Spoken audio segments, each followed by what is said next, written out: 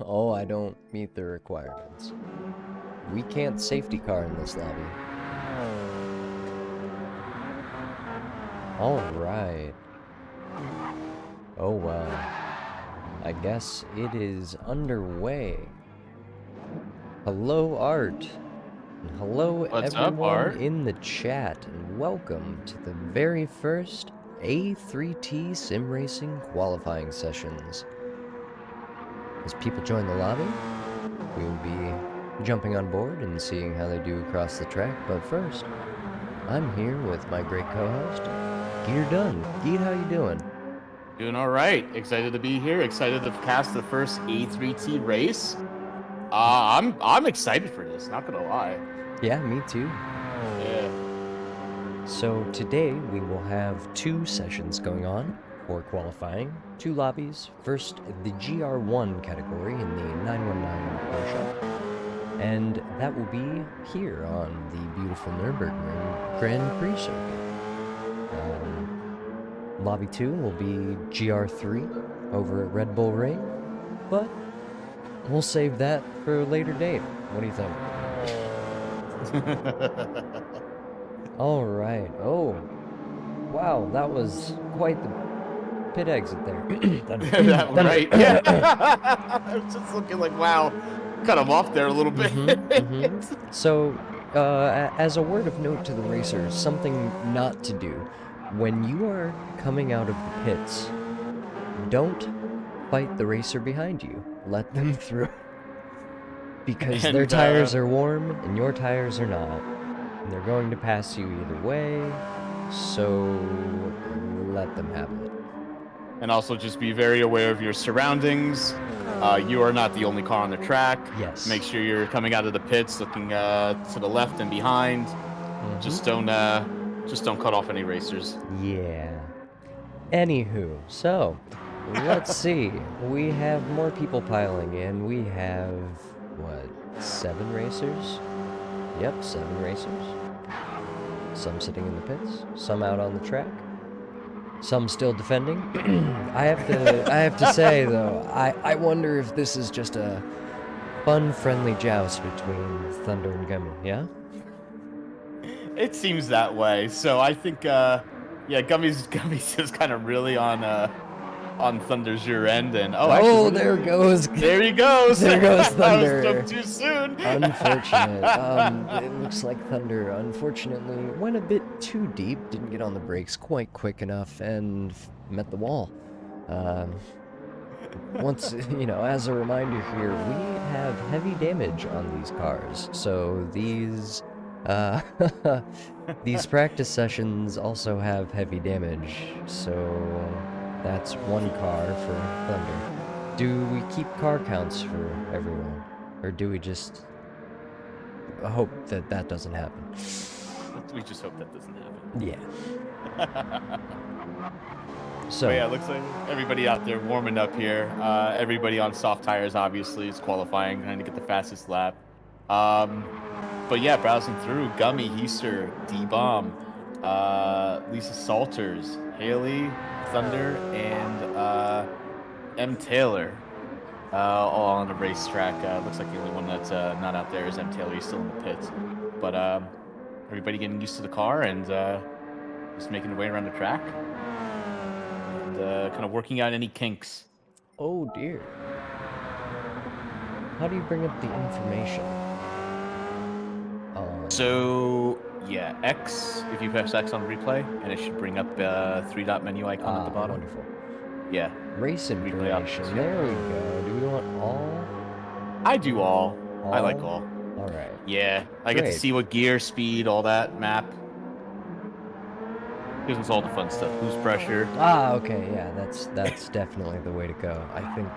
Yeah. So let's see here. How do we change camera angles? Or is it just being able to change? Oh, that's gonna be your shoulder button. That's gonna be R2 or R1 rather. R2. Okay, so R1. I don't have R2 or R1. Are you on a keyboard? No, I'm on wheel. Lol. Turn on your what do you call it? your controller? Don't have one. Hang on. By the way, guys, if you don't follow motorsports, so everybody's going to be in the Gr1 Porsche 919 hybrid. Obviously, hybrid vehicles, all-wheel drive, regen on braking, and you're going to notice, like with these cars, they're going to have a lot of power when the battery's full. When the battery's depleted, it's certainly going to affect their speed, and certainly it's going to affect their acceleration. So, be interested to see how these cars hold their speed on the straightaways. But during turning, we should be able to recharge that battery pretty quickly. What did you say? No, I was saying it's a hybrid car. Ah. Ooh, look, I got shoulder buttons now. Look at you. How about that? Oh, it's still raid? Hold on a second. We get a raid? Oh, wow. No? No. Oh, never mind. Hi, Okay. Phil has raided Welcome. the chat. Bill has rated the chat. Alright, so let's hop on board. It looks like Lisa Salter is already out to early leaving quali here. Putting down what looks like fastest lap, but no, Thunder seems to have a faster lap. I wonder if it was dirtied somewhere. But time is white. Interesting. I think that was his out lap. Ah, okay. Yeah, that was his out lap. Fair, fair. Yep. Everyone hovering and trying to hit that 140, break the 140 mark, it looks like here, as our general lobby times. And what we are seeing here is phenomenally fast Porsche Gr1s. The 919, absolutely ridiculous cars. I don't know. I'm treating this like a Team Wars cast, Yeah. but I'm just gonna treat it like a Team Wars cast. Wonderful. But you guys, I'm just like looking at Lisa. Lisa, yeah, you're right. Fastest lap time. If anything, she's Quite a bit she's ahead. so close to. No, she's no, so no. close to breaking the 140. Like she might. I wonder if she's gonna do it this lap. Yeah, absolutely. Ooh, no. She was a little bit slower. 146.9. That's So- unfortunately quite a bit off her Yeah. last lap, but I'm sure that these cars are extremely difficult to find consistency with how much power, how much grip, how much absolute. They're mad. If you've never driven one, seriously, they are something else.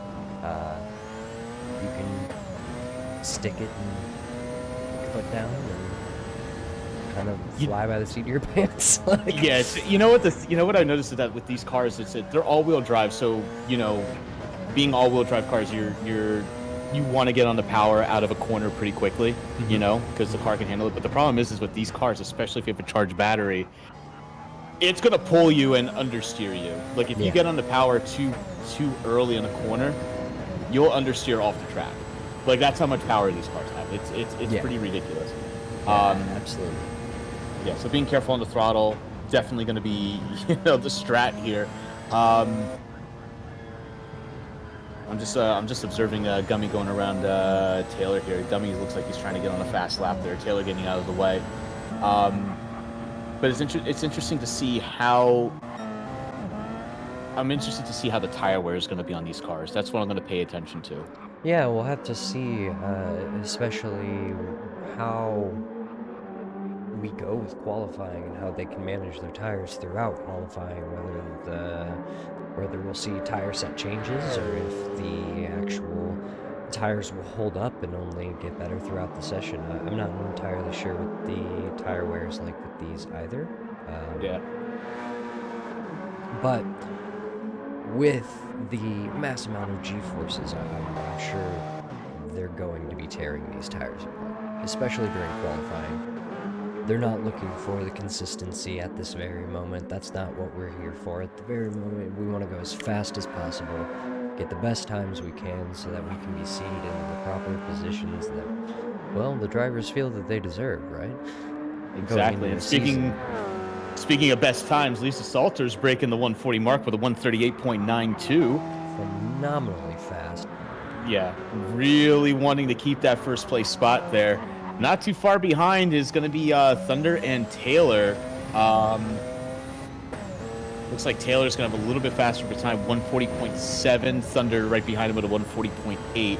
So for third place. Those drivers right on that bubble, right there on the 140 mark. If they can break it and kind of get their stride, they can really improve their qualifying positions. Hallie getting out on the track now, getting the out lap done, warming up the tires, and we should see Holly get on his lap right now, crossing the start finish line. Out lap 147. Let's see what he can do.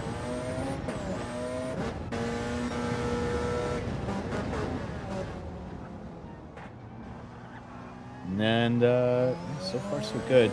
Nobody's made any position changes just yet here, but Lisa Salter is just a blisteringly fast lap. That's like superhuman fast.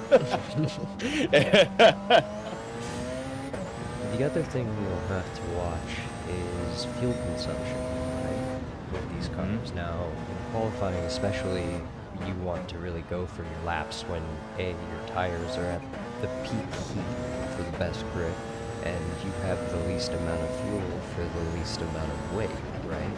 So it'll be interesting to see how these drivers kind of use the time to A, burn off fuel, and B, their fuel strategies going into the qualifying session itself. For Gran Turismo, you're not a controller with that, do you? It's 100. Well, it's going to be interesting to see, like, because you can lean off the fuel, you can go rich, you can go lean. You know, if you scroll over to D-Bomb real quick, just to kind of get an idea, D-Bomb's already on 6 laps here, and you can see how actually surprisingly fuel efficient these cars are. He's not even used a quarter of a tank, not even like an eighth of a tank. A lot of these cars are going to be utilizing a lot of the battery power, so fuel-wise, I think they can go a pretty long way. I think everybody's going to be starting off with full fuel, so the cars will get faster as they get lighter. May take a little bit of time though, because I'm just surprised at how fuel efficient these cars are. Yeah. Like again, D-Bomb going on lap 8 now, and we haven't even gotten to an eighth of a tank used. Right, and it's amazing how fast these cars are and how they're able to do these amazing lap times while being so fuel efficient. Those electric motors are such a big boost. The instantaneous torque really helps push them, into the straightaways and help get that grip and the downforce. Absolutely. P1 holder here, Lisa, going into the pits, getting a fresh pair of rubber on her car. See, that's what I was wondering. I wonder if these cars go through more rubber than they do fuel. I think that's the case here, and I'll be interested to see if she. I doubt she's going to top up on fuel. So she's out of 100. She's at 92. Even the tire wear for her car isn't all that bad, considering it's an all-wheel drive car. But I think qualifying just wants to have as fresh of rubber as possible, so makes sense.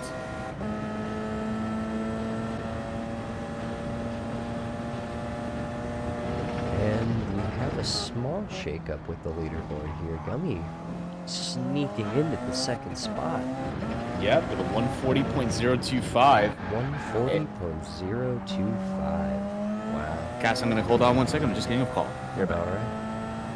Well, while Geet is on the call, we see Bomb coming around with another 141, starting to really find that groove and really starting to get into the swing of things here. Just kind of needs to smooth out a couple sections and could really put down a great qualifying lap. Let's go ahead and hop on board here with Gummy, who has just kind of snuck up into that second position on the third lap here with that 140. Right on the bubble, very close to the 139, and you know that Gummy's going to want to be going for that time. That is what all of these drivers are really trying to do, hit that 139, 138. These cars can definitely do more, but being able to do those things to those cars, it's a whole nother story because they're so fast and your reaction time can only be so good. Oh, as D-Bomb has gone into the wall, backing out onto the track, that was almost really, really bad for both Gummy and who is behind Gummy here. Like Taylor, I think. I don't think it was Taylor. I think it was. No, it's Holly. Yeah. Okay. Yeah. That could have been really bad for both of those drivers. You could have really seen some fun contact here in the practice session, right? Mm-hmm. By the way, made aware, Lisa Salters, a guy. I said she before, so correcting it is a male driver. All right. Well, Lisa Salter's just kind of hanging out in the pits. Very good run out of Lisa. Really, you could see when we were on board how he was getting the car slowed down better than everyone else out on the track. He was braking a little bit earlier, but still maintaining the momentum needed to really get the downforce going up over the car and pushing those rear tires into the pavement and allowing him to really get the great exits on each and every corner. And especially here with so many tight corners, the exits are so important to your lap times. Mm-hmm. Tight corners, straightaways, tight corners, straightaways. Thunderbird getting a little bit of a reset there. He was about to get in the way of somebody's racing line there, so good on Thunder Runner for not blocking someone. So shout out to him.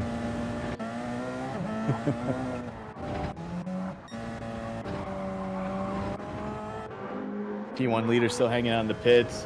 Gummy, not too far behind. Closest one still with that 140.025. But now we see multiple laps in that 140 range, so Gummy really seems to be finding the groove and the break points needed to bring the times down. And I really can see Gummy hitting these 39s, and hopefully as the comfort level grows with the car, potentially challenging Lisa with the 38, right? That's a 38.9. And Gummy goes faster with a 139.555. There we go. As we were just talking. So yep, there he goes. Whole second. There it is. That's that half second off already. Gummy just needs to get comfortable with the car, and you could really see Gummy start to challenge Lisa Salters here for this top position. Really only 0.6 between them, and with these cars, that's a blink of an eye. Yep, absolutely. Only 0.6 off. And looks like the lobby had reset. Okay. And interesting.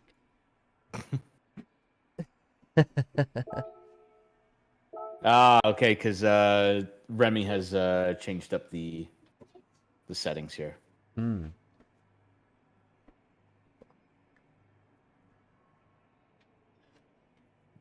Spectate, and we're back in. There we go. All right. All right, as we start to see the drivers hop back into the lobby, is it a new game? Do we restart, or are we still sitting with our same leaderboard currently? Do you know? Looks like the leaderboard reset. Restarting will get rid of practice times. Thank you, Art. I appreciate it. Leaderboard is reset, and here we go again. That means Lisa and Gummy can go at it fresh. Yeah, fresh and brand new. They have new time. That's it. There we go. We're off again here. So, yep, everybody has a fresh start. Let's see what happens now.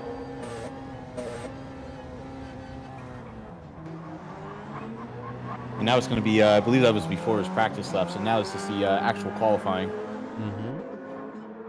Okay, I see. Yeah. Official quali. That was our 15-minute mark. Yep, that was a 15-minute mark, and it was already a crash at the back of the pack there. Oh, looks like no, Thunder Runner going into the side.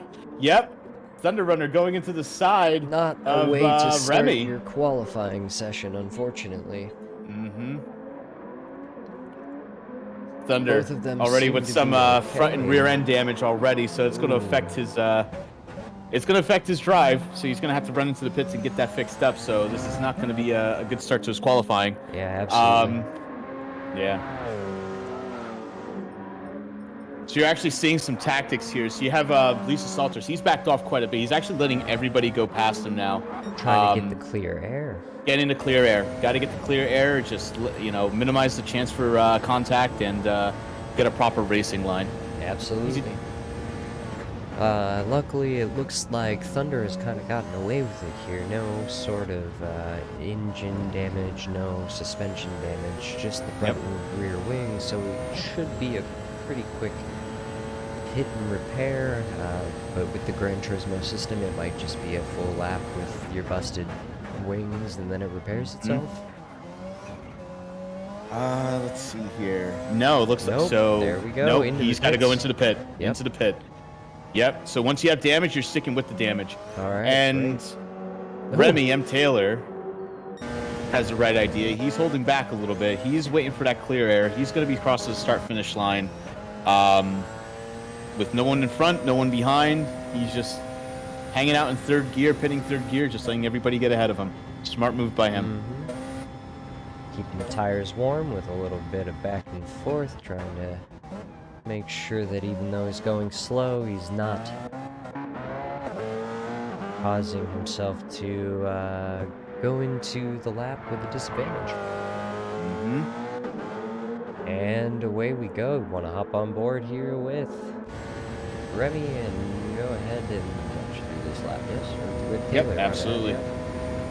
There we go. There goes Taylor. Into T1. Really tight, really wide, but able to get the power down. Keep it nice and tidy through here. That corner's so tricky. It's so off camber onto the downhill, and this chicane, Gotta go wide. Gotta go in wide, come in narrow, late apex it, and here we go on the power. Down into the fast left. Let's see how he navigates this next section. This is always where I find laps live and die. Is this section right here going into this very fast hairpin.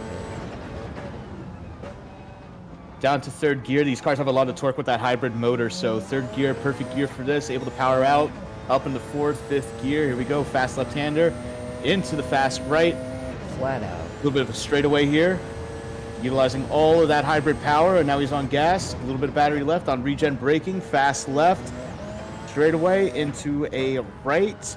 Very nice driving so far from Mr. Taylor. Yeah, absolutely. Looking very good coming into long straightaway on the back of the track. Now this tricky chicane is really where you can lose a lot of time or gain a lot of time, you know, or gain a couple penalties very, very easily. Yeah. If you don't get it slowed down in time, but Taylor handling it very nicely. He's come around the last corner and across the line. We have, just over a 40. Taking P3. Yep, 140.5. Very nice run from Mr. Taylor there. And going up to our P1 holder, Lisa Salters. There's an incident there, it looks like. With hang on a second. Gummy and, who is that? Gummy and Thunder. Yeah. Once again, becoming friends on the turns. These two are... We're going to have to watch these two. They seem to be having a party together. Not the kind of party that they were hoping for, as once again we see Thunder with front end damage. And how is Gummy's car looking? Fine. Gummy was able to get away with no damage there. No damage. Very lucky. Very lucky to get away with that one. All right. As we come down and we see a Gummy with the 139.4, so he has improved on his practice time here on the second lap of qualifying. That is fantastic. But once again, we have Lisa Salters up in P1 with a 139.1. Gummy is definitely in striking distance, but we see Lisa really setting up the car to get a nice run up to into T1, the most speed possible, right? Make sure that absolutely cut as much time across that start-finish line going into T1 into that other hairpin. and down into T1. Oh, a little wiggle, Ooh, a little bit of wiggle there. A little bit of wiggle. Even though it's an all-wheel drive car, you can still get the back end out. It's rear, it's still a rear bias car, so it'll torque out the rear end a little. So able to catch it though. Nice thing about the all-wheel drive cars is you still power it out of a slide like that, but you also got to be quick on the wheel. Watching the regeneration of the hybrid system as Lisa brakes so heavily into these corners is absolutely mind-blowing because it's so quick and you get so much from it on these straightaways. But I wonder, because of the way that these are done, right, using this as part of the strategy, where do you use this? Where do you get the most out of it? And is it smarter to go into sections like this big straightaway with a full tank of the energy to get as much as you can down this straightaway? It's gonna be down to where they brake. So, the harder they brake, the more regen that they're gonna get, and that's also gonna be due to tire stickiness because everybody's on soft tires. So, you're able to late brake here. That's gonna obviously help the regen. But if you go into hard, a bit of a slide there from Lisa. Oh, that chicane is so tricky. It can just get you really, really quick. And really easy to get the back end loose. Hop the car up off the curb. Really smart here from Lisa. He knows he just made a mistake, right? So instead of going immediately into the next lap, he kind of uses that last straightaway to cool down and then just work it up and then go back into the next lap fresh, kind of get your head right and be ready for the next one. That's a really smart qualifying move. Especially with all of this open air in front. But still getting really squirrely and having a lot of issues. I wonder if it's just the horrible nature of the chase cam here that's making this look a lot worse than it is. Unfortunately, Gran Turismo has not mastered that one, but the rest of the spectator mode is absolutely gorgeous. Hopping on board with M. Trevor here. M. Trevor looks like he's on a lap right now. Getting around the first hairpin and getting through like the tricky infield section of the track here.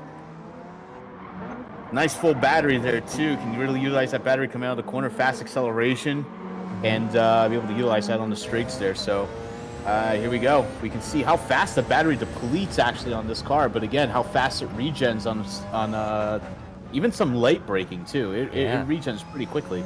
Yeah. Absolutely. And see, this is interesting because you see Trevor kind of keeping a little bit more, but both of them using almost, that was almost all of the battery going into this last section. We'll see if there's a lot of usage through this last section or if it's safe for this straight, but no, flat out through the really fast chicane coming into this fast left, brake early, toss it in, grab the wheel on the outside, and go. Very well done here from Trevor, running in through in fourth place with that going purple as well. Going purple. It's looking good. Definitely running into traffic from Thunder Runner here. How's he going to navigate this? Hopefully we don't see any issues here. Oh, it looks like Thunder goes into the pits. Good timing for Trevor here. Very good timing. Come around this last corner. Just a little hesitation there on the exit, but still. But he gave P2 139.02. Amazing. Not a bad run from him. Fantastic drive. Very, very good lap here, and immediately T1. T1. Hey, look, T1, it's done. mistake. Go ahead and use this time to cool on down as we hop on board here with Gummy, who is once again looking for these lap times. It seems that Gummy has had a couple issues since the incident there with Thunder. Hopefully he can recover and kind of bring it back down to these 140s and 139s and find that comfort zone again after the incident. I'm going to hop on board with our P7 person here, Heaster, coming around the final bend here. Looks like he's going to get on lap himself right now, so we're going to stay on board. And you can see just how fast these cars accelerate down the straight. It's absolutely insane. Yeah, it's mind-blowing. Down to T1. get that regen going, get half the battery back. Going to have some battery now to power out of these corners here. Being strategic, you got to be strategic with braking on this. Late braking is something you have to master with these cars to get that battery, because it's going to help you get around this track here, you know? Yeah, absolutely. Easter, keep about a quarter to half a battery at any time. Down the street, you see that battery is just completely depleted now, and how slow the car accelerates without that extra hybrid power. Get onto a fast left-hander here. Fast left-hand straight into the hairpin. I know. See what kind of braking we get from Easter. Yep. Bit of late braking. Can see he's going a little wide, but able to keep the car under control, get some battery power. Able to accelerate out without issue. First chicane. Navigating nicely. Very, very nice. Into the fast, into the 90-degree left. This corner is so important. That 90-degree left is so important. I really think that if you don't get a good line exiting that corner, setting up for the next right is nearly impossible. Well, he did a good job coming out of that corner, because he's going green so far. Ooh, but it's the second chicane. That chicane's the other killer. Really, you can see so many great lap times die, and it really is heartbreaking because it's right at the end of the lap. And it's such a tight and technical chicane that if you don't brake early enough, you are going to botch it every single time. I was going to say, he crossing the line with a PB for the 143.13. That's going to keep him in 7th place. A little bit of a slide there from Easter. Oh, unfortunate. And around we go. It seems to be an issue keeping these cars consistent. But then again, all of these drivers are out here pushing as hard as they can. You know, they're not in race mode, they're in qualifying mode. You're going to see mistakes, you're going to see issues, you're going to see incidents, because at the end of the day, these drivers are trying to get every last tenth out of these cars that they can, and that's going to lead to some issues when you're pushing harder than you might be comfortable pushing to try and really get these last little bits of extra performance out of the car. Trevor trying to beat his lap time here. He's at a 139.02 crossing the line, pushing his car again. Here we go. Another fast lap from Trevor. Let's see what he can do. Thunder Runner right behind him on another lap as well with him. Fast lap. They have some space, so they're both able to, you know, kind of send it here without getting in each other's way. Taylor getting off the track here. Let's see. Hopefully he stays off the track. Okay, there's no one nearby, but Taylor needs to get out of the way because he's got cars coming. There he goes. Good job. Trevor really seeming to be getting the most out of this car. Braking really early and keeping the momentum through these really tight and technical corners. And you can just see it. He's down a little bit on his PE. Is only 0.2 off of Lisa, and that means Lisa is within striking distance on this lap. And Trevor put it down. Oh, and a little wiggle on the exit, but still 0.4 down on personal best, meaning it's still within striking range. Will Trevor be able to keep it up as we break into this tight and technical chicane that we've seen so many laps die? No. Great, very well navigated. Oh, ooh, a little bit of a wiggle at the end there. Yep. A little too much power coming out of that corner, out of that chicane. Keeps it nice and tidy on the final straight. And here we go. What's going to be the time? 30. Oh, and he goes purple. He up just into got first it. Place. 38.7 up to P1 now. Absolutely amazing.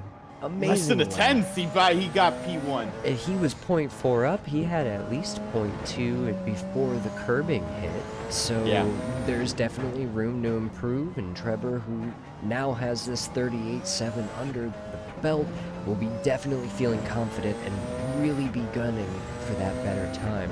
He knows 38.5 is on the table at the very, very least, and there may be even more to find. We're going to hop on board and see if Lisa Salters can fire back. So just crossing the start-finish line up out past the first hairpin. Going into the infield part of the track. Full battery there, too. So this is going to be, you know, Definitely a good thing for assaulters. Going through the Lisa, straightaway, full battery. already seeing signs of definite feeling the pressure there. The exit wasn't there, didn't get out onto the green concrete to extend the corner as needed, so it looks like Lisa's going to go ahead and cool it down and just kind of cruise this lap. Still with a ton of room both in front and behind. Lisa's been really strategic with his positioning on the track during this qualifying session, which a lot of these other drivers are seeming to almost punch up like it's a race, right? No one's thinking, slow down. Everyone's trying to go instead of relax, give yourself room, let yourself not have someone right in front of you when you're, like in this position, Gummy, who is in 4th, looking to try and run down these top 3 who are in the 38s. I do so believe with all of them. Nope, Bomb is just out with 32.9, or 39.2. But he has Heaster right in front of him. The blue flag is kind of given there. Also, Heaster seemed to have an issue there with the penalty system, seeing the 1 second added on to their time. But Gummy could have just backed off and let both Heaster and who else is here behind? And Bomb, kind of have their room, because now even Bomb is running into the same situation where he's about Heaster is going to be in front of the lap time that you're putting down, and you're just coming off of your personal best, right? Yeah, Bomb's about to run into traffic here soon. It doesn't seem to matter, but here we go. Bomb being smart, really letting off right here, letting them kind of go, letting them have the room. You know that whoever you are behind, or who is behind you, right? Do you? Okay, It's Bomb Taylor. staying inside of the chicane, keeping out of the racing line. Very good job. Yeah, but now there's an issue of you've let Taylor through, and now you have to go through Taylor still, because you don't really have a lot of time, because you have to accelerate for the first straightaway. So, very good thought, but should have kept Taylor behind, in my opinion at least, and kind of gone with the room that you were given. But now this lap is already in jeopardy with 2 cars coming up right in front of you. So once again, this could be another opportunity to slow down and maybe just let them go and create room for yourself so that you have the chance at a nice open air clean lap. Now I'm surprised that Trevor and Bomb haven't gone into the pits yet. They have the most worn tires out on the track. I feel like if D-Bomb goes in with some fresh set of softs, probably can get above Trevor for sure. He's threw down a 139.215 with those tires. Right, so I think at the end of the day, from what I'm seeing here, with that being said, he did go purple. A little bit of wear, it can go a long way. You get comfy with the tires that you're on, and maybe that's where Bomb is actually at, because if he's going purple now and the lap before was the PB, we can see, as Taylor, unfortunate and contact between Taylor and Bomb. Oh, hang on a second. Bomb hitting the back of Taylor. I don't think Taylor saw Bomb coming up, and he was right on the racing line. Bomb trying to clip the apex, and there was Taylor. You can see front end damage for Bomb for sure. That's going to push him into the pit, and Bomb having to give up that lap due to a little bit of an incident there for Taylor. Bomb has gone into the pit.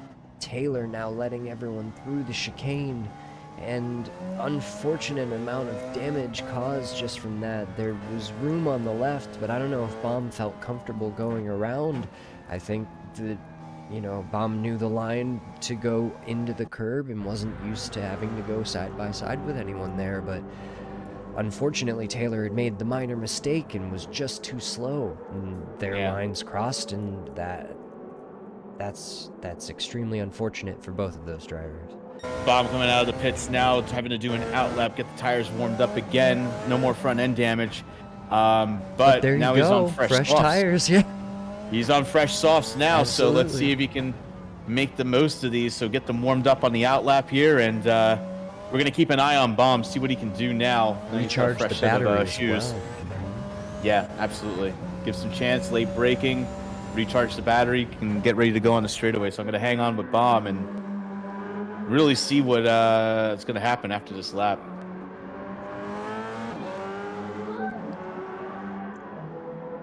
Let's see. Let's take a look here. Taylor coming out of the pits as well.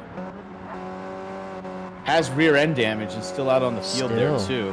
Oh, yeah. Unfortunate. That's he's got back end damage and because that's not cosmetic. You know, the wings and everything can probably be changed pretty quickly, I would imagine. But when you have such a collision, that's really unfortunate for Taylor, because that means most likely this 140.444, if this doesn't fix itself or get fixed, or when he pits it, they fix it again, that's probably going to be it for his qualifying session. Bomb taking it slow through the chicane. He's got a full battery. So letting some drivers go through, he's going to be strategic with this battery here. So he's going to go through the chicane after the first corner. I have a feeling we're going to see him put the hammer down and start. Very smart right now. This is Lisa. He's behind.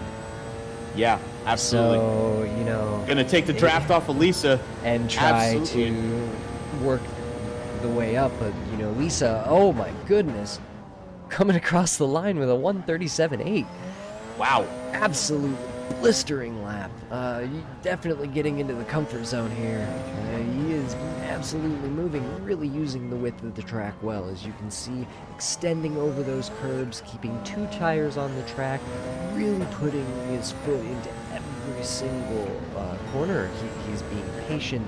He's letting the car rotate. He's not getting on the gas early, and absolutely driving the crap out of his car. Oh, and then I've cursed him. I'm sorry. Yeah, that's I apologize. He was really driving the crap out of it, for really sure. Was. So much so that he went into a wall. Got to be careful with some drivers that may come behind. Unfortunately. Staying on with Bomb though. Bomb. He's about half a second behind his pace right now. Trevor is gone. Trevor has disconnected. I don't know where Trevor went, but I was on board with Trevor while it was happening. He was kind of going on a cross-country ride, and then gone. All right, here comes Bomb. Going to run the last chicane. Yeah, this is the big one, right? Braking nice and early, really prioritizing. Just a little bit off with the throttle. Probably could have gone a little bit earlier if he'd been a little bit more patient through the first left. Hopping on board with I'm sorry to interrupt. Hopping on board with Gummy. Gummy going green here. Probably going to get a PB. Ooh, bit of a back end slide from Gummy coming around the chicane.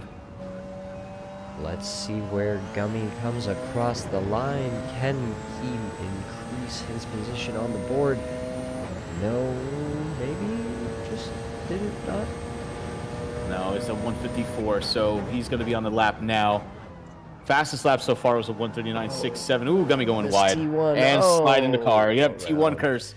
T1 nice has been quite a struggle. This first section in general is just such a challenge, and I can only imagine that it's even harder in these cars because of how fast and how quickly they accelerate. One, little false step, you press a little too hard on the gas, you could spin around with how, it's downhill, it's uphill, it's downhill, it's uphill, and then it's downhill. It's the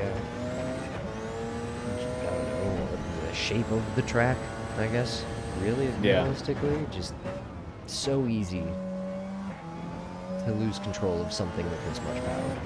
All-wheel drive. I'll be on board with Holly. Holly getting green through Sector 1. Right behind Taylor, too. Wonder if Holly's trying to use the slipstream trailer to get a little more speed here.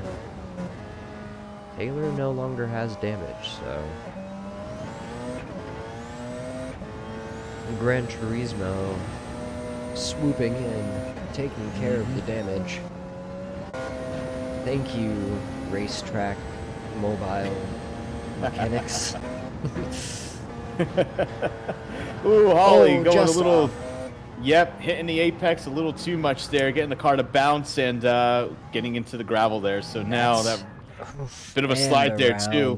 Unfortunate. Yep. See, that's what I was saying about that turn. If you get that turn wrong, you are basically guaranteed to get this right and correct. And there's so much that can happen on that right, because if you get it wrong, you lose time all the way down this straight. And if you go off, you hit gravel. It's not extended concrete like a lot of the other sections of the track, right?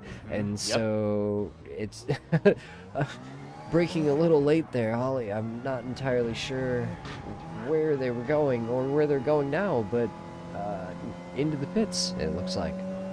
Looks like it. And Gummy was on a good lap there, but went a little too wide, got some wheels up on the gravel. Definitely slowed him down a little bit there, so... And it can happen so fast on this track because everything is such high G-force. So many tight turns at full speed with your foot down. One false move and you're realistically off the track. And a lot of times in a lot of these sections, off the track is into the gravel, onto the dirt. Yep. Things that you really don't want for your soft racing really don't tires. Want it. Exactly, because it's going to take a little bit of time for the tires to undirty. That's another thing too compared to other racing games is that, you know, if you go off the track, you're going to lose grip for, you know, a couple hundred yards while the tires get clean again. So you can't get right on the gas and go. You got to be very, very careful on the throttle. D-Bomb taking P2. With that being said, 139.634. No, D-Bomb was still in P2 because of the DC from... The DC, never mind, Trevor, my apologies. Yes. Yep, yeah, that's because right. Trevor was P2, and the Bomb was, and still is in that 39 groove, realistically, still right on that bubble to at least break into the 38s. I don't know if D-Bomb's going to catch Lisa, though, because it was Lisa and Trevor who were really fighting it out there. The low 38 and the high 37, just... absolute monster laps from both of them. We'll have to find out what happened to Trevor here in a little bit, or if Trevor comes back. We'll see. You never know. Let's take a look. I think everybody's kind of reached the limit of their capabilities here. No one's really made any more progress on their times here, so I think this is... We still have a little bit of time left in quali, but this might be grid here. That's looking like grid. I think we are coming across that 30-minute mark, and this is the end of our Gr1 qualifying session with the Porsche 919s. And great job to all of our runners. We have Lisa in first with the 37.8.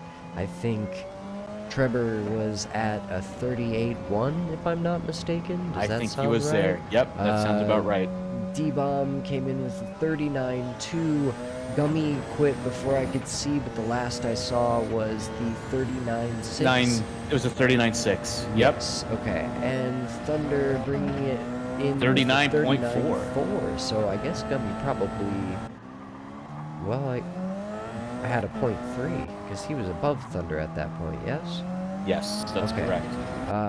Taylor bringing it home with the 40.3. A lot of unfortunate incidents here for Taylor, but still, even after all of those incidents and after all of the pit extravaganzas that were needed to repair the car, improved the time and brought it home with a 40.3.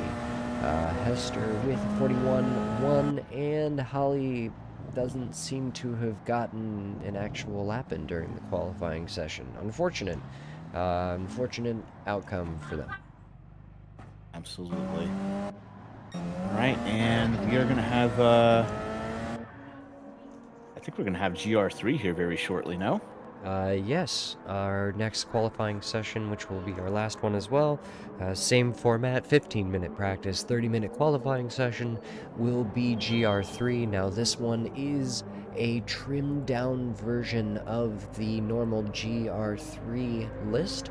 We have the Aston Martin V12 Vantage, the Audi R8, the R8 Evo, the BMW M6 Endurance model, not the Sprint model, the Chevy C7R, the Ferrari 488, the Ford GT18, the Honda NSX, Lamborghini Huracan, Lexus RCF, the McLaren 650S, the Mercedes AMG, and the Porsche 911. A lot of people will notice that a lot of the very popular ones are missing. We do not have our Beetles. We do not have our WRXs. Supras. We don't have a WRX. There's no Evos. All of the fun ones have been trimmed to, I think, what it is more or less what is run now in actual Gr3. Yes? I think that's right. Yep. I don't know if all of these, are, but it definitely seems to mimic more of that. And, I'm shocked that the M4 wasn't allowed on this list, but maybe it's too good. But the 911, I think, is there. That's a very, very good car in this, in the You know how to GRV drive class. it. If you know how to drive it, it's a good car. Yeah. That thing's very well balanced. It's in the upper echelon there for sure. Yeah, absolutely. So, but back to the qualifying session that just ended here, Geet. With the season right around the corner, who are your drivers to watch? Drivers to watch, definitely Lisa Salters. Just blistering fast laps. Just absolutely fantastic performance there. I do think D-Bomb is going to surprise everyone.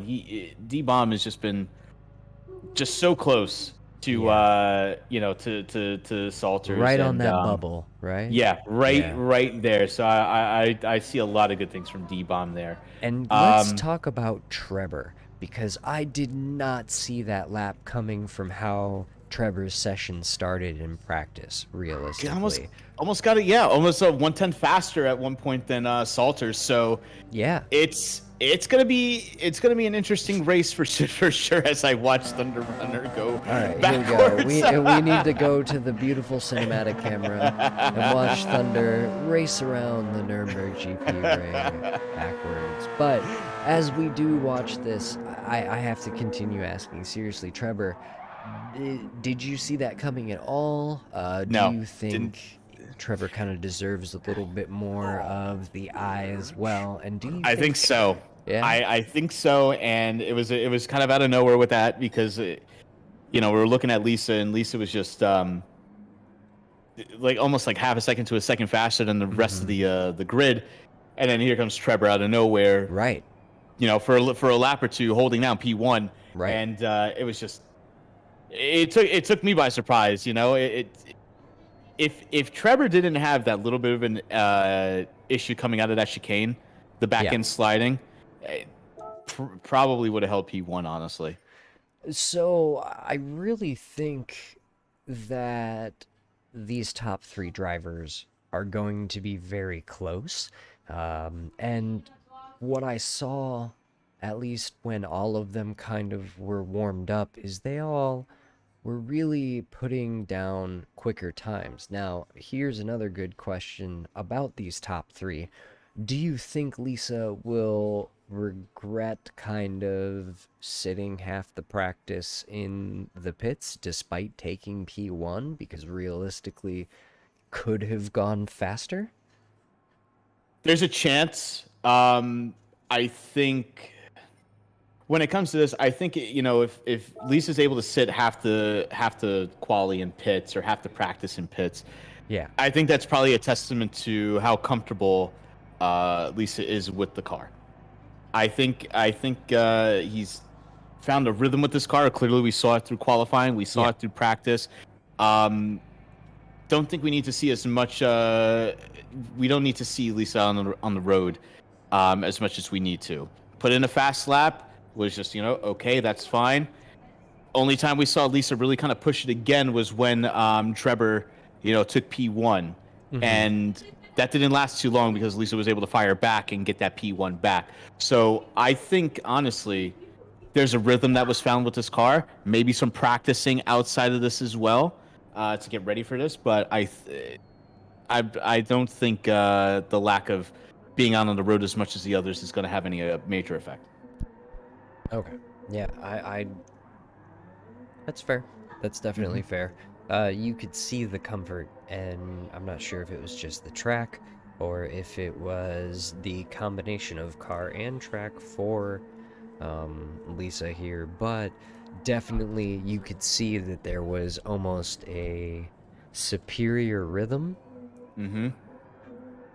So it should be very Absolutely. interesting to see how Lisa and Trevor battle it out when the tracks change. Yes.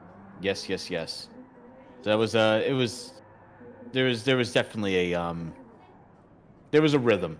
You could see it. There was a rhythm for sure. So what do you think the biggest difference was looking at the laps and being on board and getting to see the first-hand driving between both, I guess, well, Trevor, D-Bomb, and Lisa, and Gummy, for that matter, our top four, right? And Thunder, who is even right there, everyone just under that 40-second mark really has a chance to compete. So what was the difference maker Apex. in your eyes? There was a difference in how these drivers were hitting the apex. We saw a lot of there was not much missing the apex from Lisa, which I think was going to be, a big reason to the times. Okay.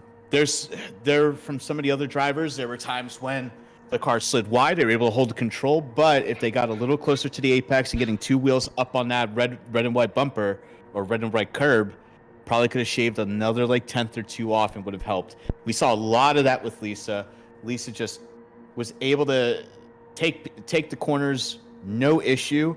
But the biggest thing was the consistency around that last chicane.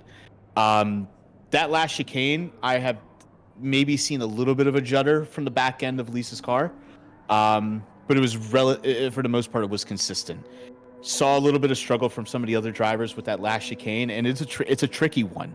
You got to go in at a certain angle, and when you're halfway through, you got to you got to know when to cut that wheel back over to the right and get those other two wheels up and over the curb while still keeping the other two on the tarmac and not get a penalty. It's a hard thing to master. We saw that with Lisa. The other drivers have got it, but maybe not to the consistency of Lisa. Yeah, absolutely. You could really...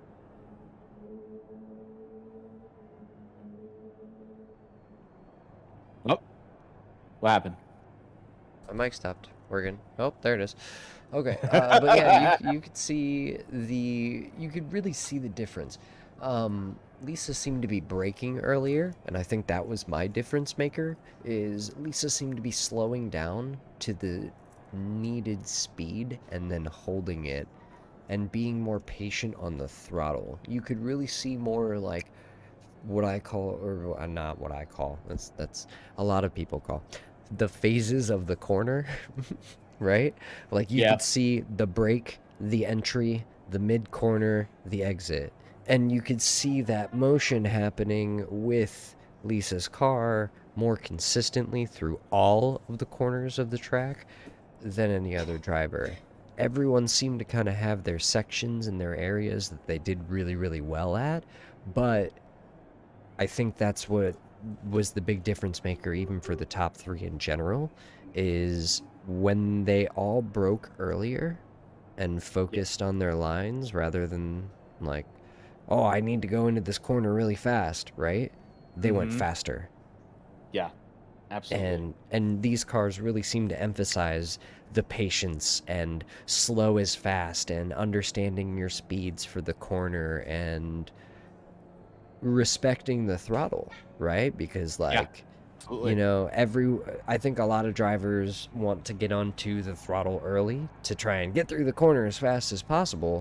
But if you do that in these cars, there's so much power going to those wheels that you spin out, you go straight off the track, you crash. And so when the drivers were respecting the car and letting it get around the corner, and then get into the throttle, they all saw better lap times. Yeah. And you could really see it. And I think a lot of the drivers who were hovering in the fourth and fifth and sixth positions were really kind of struggling with the throttle on exit because they might be braking early enough. Yes, they're setting themselves up properly for the corner, but they touch the throttle too early, and there's so much power that they throw off their own line because the Well, car isn't through the corner.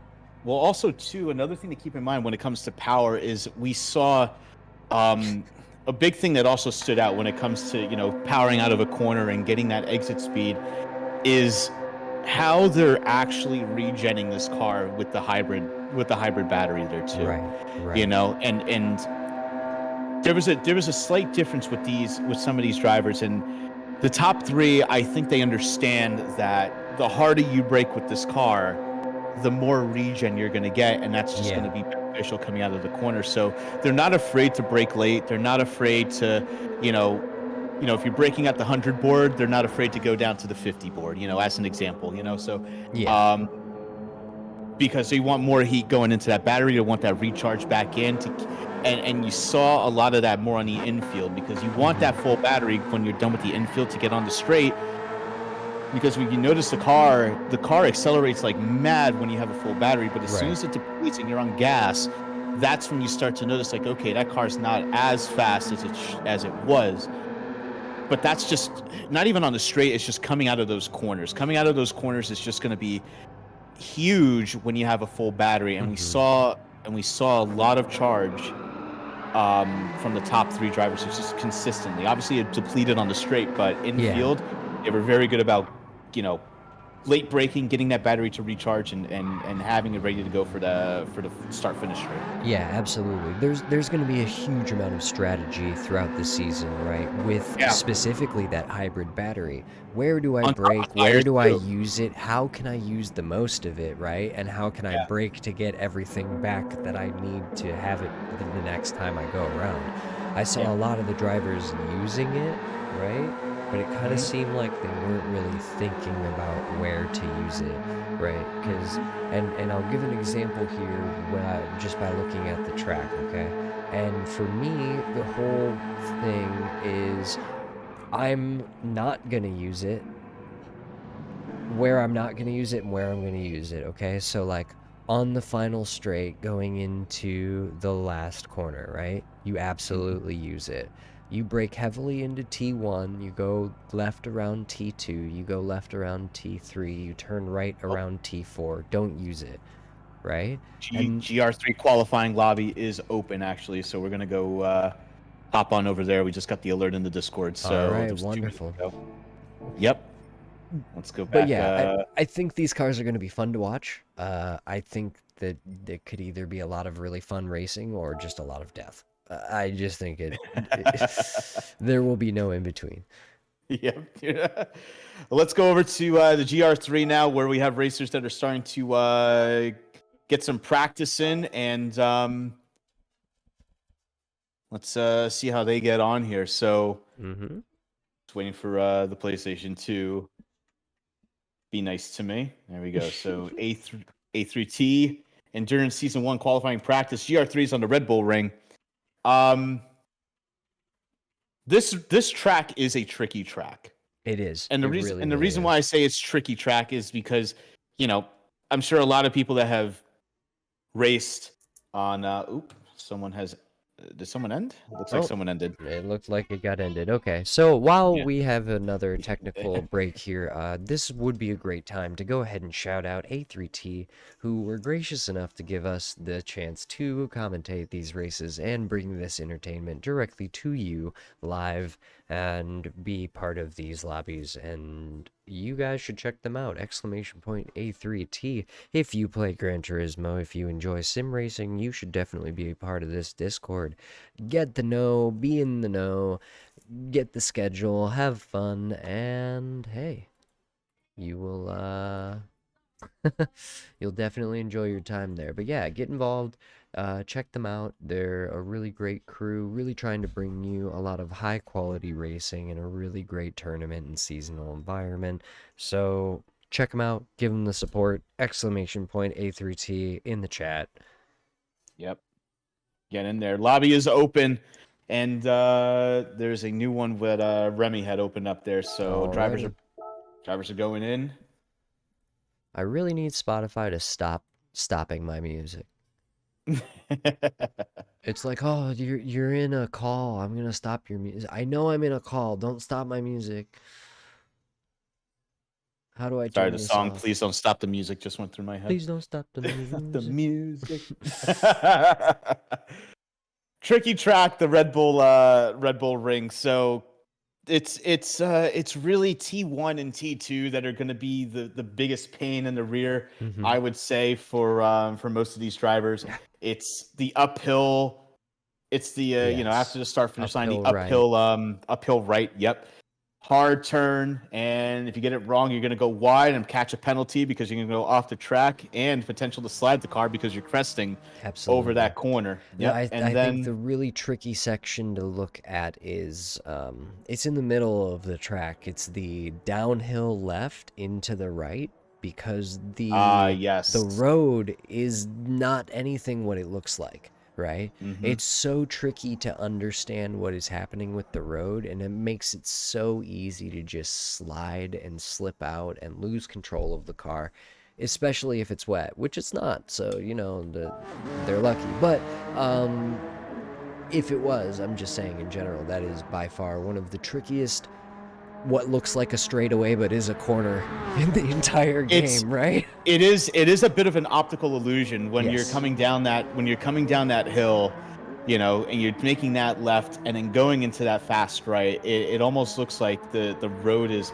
kind of it almost looks like you can take that corner like going down into like a valley and then coming out again. Like you almost have a little bit more grip than you think you have a little more grip than you do, but you really don't, and it's very easy to slide wide into the gravel. The other one that's for me is going to be tricky after T1, T2 is that next hairpin, the really, really tight hairpin for T2, because it all comes down to knowing the gearing of your car, right? Yeah. So some people will try to take it in T2 to minimize their the tire slip. Honestly, gear 1, first gear is usually when most people take it at, and you have to be very careful on the throttle, because if you smash the throttle coming out of that corner, you're gonna spin the car. Yeah. You're gonna so much tire spin that it's gonna be hard to recover from that. So it's a tricky track. Really good track though for Gr3. That being said, I think this is a really fun track for these types of cars. With all of the downforce that these cars have, and the way that they make their downforce, right? It is kind of fun, and it's interesting because these are big cars, right? Yeah. Like what we were looking at before with the Porsche, those aren't small cars, but they're a lot lighter than, what we're dealing with now, right? Because they're basically chassis and frames, and these are production cars that have been modified into racing vehicles. Now they're going to be a lot lighter. I'm not saying, oh look, it's 23 or a 3,000 pound NSX going around the track. No, I'm not going to say that, but I mean it is. Yeah. Actually, all the drivers are in NSX actually. So I think which is fair for the qualifying time. I guess during the season they have open rain, but it does make sense to qualify all in one car, right? Gummy, unfortunately, picking up a penalty. That is the other thing we're going to see here is this is the comfort zone of GT7, right? This is where most of the player base plays in the first place, is Daily Race C with the Gr3 cars, or wherever the Gr3 cars are. And so you really have to sit down and think about,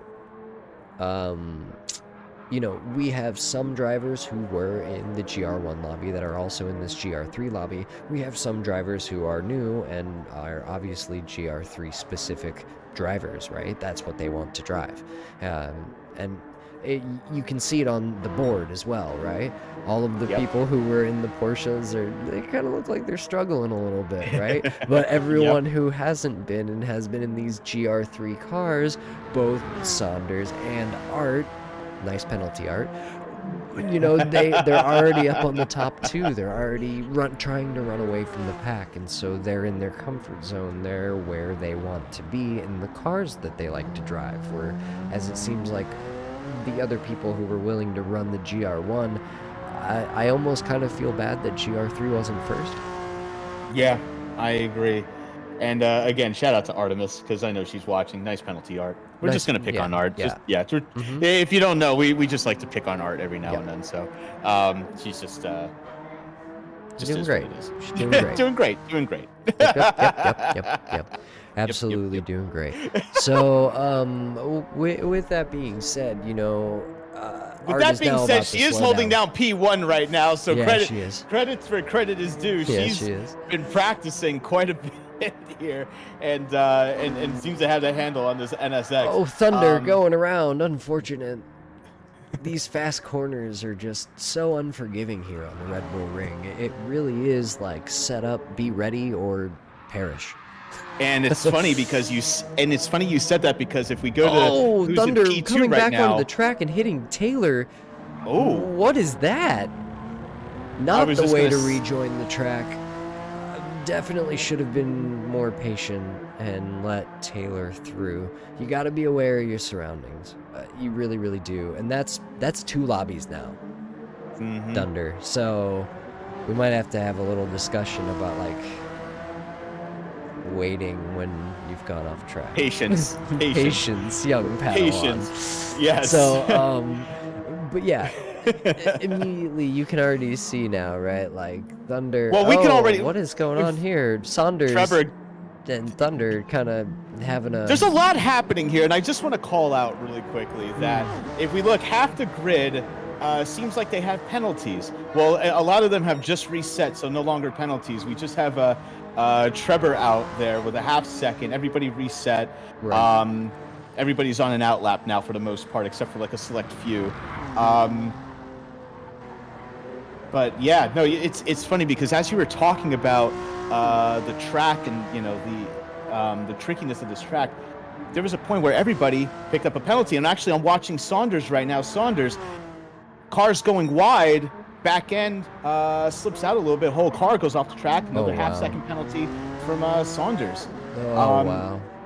It's a tricky track. It's a very tricky track. It's a very tricky track. Very tricky track. Words are very tricky as well. Absolutely. And we also, I just hopped on with Holly, who recovered the car. Was able to, we were talking about that corner, that downhill left into a fast right. Yes. Was able to hold on to the car but was very close to, slapping up and catching up another penalty here for almost going off the track. It's crazy. And then on top of that, too, even if you don't go fully off the track and your car just, clips the grass a little bit, then you have another worry of dirty tires. Yeah. And actually, there goes Holly again, going off the track, probably going to pick up a penalty here in just a second. There's just so much that can go wrong so quickly here because all of the turns are extremely unforgiving. They're either very fast, they're very heavy on the brakes, they're very tight and technical, they have a complete optical illusion where the road changes underneath your car, and if you're not ready for it, you just spin. There's a lot that's going on. There's very fast sections where you have to extend onto the curbs to get the lap times that you want to get, and if you don't, it's an automatic loss. And here we are in the qualifying state of mind, right? They're not trying to go as fast as they can, as consistently as they can. They're all trying to push. But the problem with pushing Trevor with a slide around the corner there and losing control of the car entirely. Unlucky. Completely off the track there. Letting Thunder go past. Yep. Waited just to get past. Also has Lisa Saunders coming up behind. But you can see Trevor dealing with some dirty tires. Going to move out of the way. Let Lisa go past here. But or he could just go you know, zigzag around this fast straight. So there goes Lisa You know, Saunders getting Trevor, back. in the rules, there's a thing about not, weaving to break toe. No, I'm just kidding. That's not breaking toe. It was definitely trying to get those tires clean, and still gave up the spot and gave up the space for Lisa to be able to go through and have the open air in front of them. With how many straightaways there are, the only real sections to make up time happen after turn 2, and they're all so fast, it seems like one small mistake can... By the way, I want to let everybody know that's watching the channel that there are people that are streaming this. If you want to see their point of view as well, and maybe give them a follow, one of them is our friend Artemis, who is streaming GT7. You can see her bobbing her head to her music. It's she's a fun time. You can she's a fast driver. For as nice as the spectator system is, I feel like that is the one little bit that you miss, right? Is the personality of the streamers when you're watching it through their stream. But then again, you're also delayed and you don't get to watch the race happen in real time. So it's like a give and take. I really enjoy this system, though, I have to say. This is a very pretty spectator mode. Great system. And Gummy going a little too wide again, picking up a half-second penalty. Half-second penalty seemed to be the theme here. Yeah, absolutely. But they're just so easy, You barely go a little bit too far over the curb that you have to go over. That's it. Now, but I want to make a call out real quick. As we were talking, our friend Lisa Salters taking P1 away from Art. Art, I'm sure, very aware of what has happened, and being pushed back to P2. Looks like, taking a look at the times here, Art is... Lisa at 128.2. 128.2, while Art is at a 128.3. And that's a pit late lap, though. Is it? How is that? Oh, you're right. Okay, never mind. You're right. 128.6. I apologize. Yes. 128.6. My apologies. So Art. Art gonna be on the going to be putting a hammer down now. Probably wants to get P1 back. And actually, as I'm watching her going purple. Oh, she got it. She got it back. She's going purple and gets P1 back. 0.034.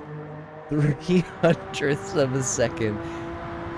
Between Lisa, this looks like this is now reminding me of our last qualifying session in the Porsches, as we see it was Trevor last time with Lisa, who was 700ths away 700 lap time. It was for quite a while there. That was absolutely crazy. And here we see it again, and it looks like it's gonna be a battle. But wait, Lisa's gone. Lisa has fallen back, went to the pits, and then come back again. Maybe there might be a vehicle change. We'll see. I don't know. It can't be a vehicle change, but that's interesting. Who else was there? Saunders was also up in P2 ahead of Gummy and had disconnected at one point. But Gummy running quite well himself, 28.5, and the lobby has reset. Goodbye. And that is... There goes practice. There's practice, and on to qualifying we go. Now we're on to quali now. But oh nope, I do not want to join the race. I am not that good. Back to spectator mode. So here we go. With that being said, right, like that looked like quite a close qualifying session from Saunders, Art, Gummy, Lisa, and the one I'm shocked that didn't do well was Trevor, but. But Lisa, well done. This is going to be a spicy race, especially spicy qualifying. Transitioning from the Gr1 cars to these Gr3 cars. Well done. Absolutely. You really seem to adapt the fastest. And there we go. There it is from Remy. 30 minutes starts now. Saunders getting out of the gates early, trying to make sure he gets a clear air. Yeah. Art hanging back a little bit, Lisa hanging back a little bit here, gonna let everybody get ahead. Right on the tail of Saunders, but who will get the favor into this very first lovely section hairpin here. Oh god. Alright, racing. Saunders, a little bit of a slide coming out of that hairpin. Again, got to be very careful on throttle. Especially with those cold tires. You know, GT7 does have like a mild cold tire mechanic now, so you really have to think about it. And remember, I call it mild because it's mild. Mild. But it is about a lap, right? Where you can really kind of I don't know, it's mild. in it. Mild. It's mild. Mild. Mild. It's not spicy. It's just mild. Just mild. And Saunders staying ahead of everybody here. Going through the mild optical illusion. Yeah. And Trevor, Easter, Thunder, Gummy, Taylor, Lisa, and Art. Art staying out back, has a nice gap between her and Lisa. See, I want to call this out one more time, right? Again, we see Lisa being really smart about the qualifying, and even though it's only lap 1, and you know, there's definitely a time that you have to make up for with I forgot. Little bit of a brain fart. Yeah, a little bit. And Art having a little bit of an issue there, having to recorrect her car. A little bit of a slide coming around one of those corners there, but able to hold on to it, no issues. The smart positioning. That's what it was. Very smart positioning, clearing themselves with tons of room to have their own laps and not really worrying about it, because at the end of the day, you're 3 minutes into a 30-minute session, right? So why do you need Gummy to be going off track and Trevor tilt picking up right a penalty? now? And that's what I see from a lot of these drivers who I really expect to put down these times that are going to be very competitive and at the top of these boards, because you are leaving yourself room to have an open track. Whereas everyone else is kind of bunched up a little bit, and even though this is a very fast and flowing track, you might catch someone and that ruins your lap very quickly. Can we talk about real quick what's happening on the track here? Thunder Runner having an issue going around a corner. Someone's off the track already. Who was that? It looks like Hallie. Hallie off the track, letting everybody go through. Trevor, last lap, picking up a penalty. I think Gummy had picked up a penalty but served it. Taylor going very wide on the second to last corner there. Might pick up a penalty as he, and he does, crossing the start-finish line. He's going to serve that on his next lap. Thank you, Hallie, for being patient and waiting for everyone to go by. Well done. Yes. And hello, brother. Well done indeed. Lisa Salters, 128.3, taking P1 with Art not too far behind, only 3/10 behind. That's a good start. Very close to the qualifying times that they were running already, right? They were 28.2s, both Art and Lisa here. And, you know, we also had Gummy not far behind at the 28.5. Ooh, so Taylor, Heatster. Both half a second penalty from Taylor and Heatster. Heatster going a little too wide on the T2 hairpin. Yeah, and it's just so easy to, unfortunately, step over that little curb and find yourself getting that half-second penalty or 1 second penalty. It happens so fast.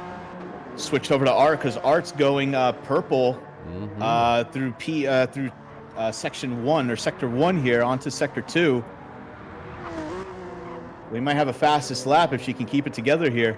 Absolutely, but you gotta wait. And, you know, fast through the hairpins, there's still a lot of flowing, fast transition turns here, but really using that curbing nicely to pitch the car through that tricky illusion corner and really keep the power down as everyone holds up and lets Art through. It was very nicely done from the rest of the pack there. And downhill right to the last corner across the line with a 128.4, definitely faster. Very close. Not purple, but Very she's chipping away at Lisa Salter's time here. Once again, we are 7/100ths away, just under 7/100ths between Lisa and Art, and this is really quite the battle between these two drivers. I really want to see some of these other drivers start to get in the mix, but as we see from our last session, drivers like Trevor are starting to find their comfort zones. 28.8 is within striking distance of this group, and he's already sitting in P3. Let's see where the other drivers are. Thunder as well, doing quite well with 29.5, positioning, and has really been able to put it down in these Gr3 cars. You can kind of tell this is the comfort zone, huh? Taylor going faster, actually, as you're talking here, going green through a lot of these sectors here. So he's little by little getting used to the car, used to the track, bettering his time.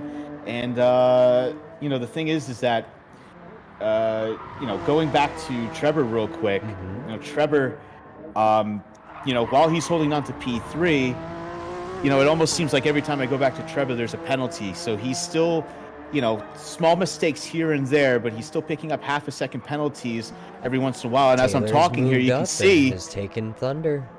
Yep. But 29.2.